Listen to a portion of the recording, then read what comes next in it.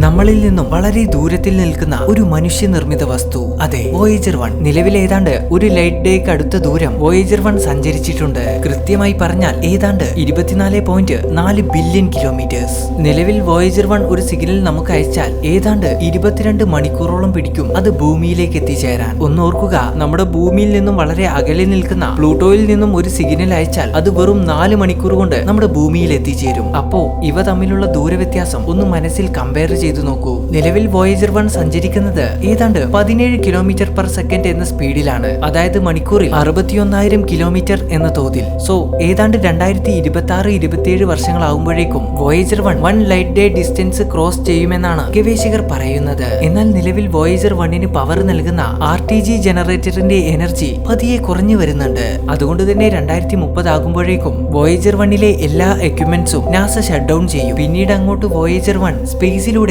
Silent ആയിട്ടായിരിക്കും യാത്ര തുടരുക.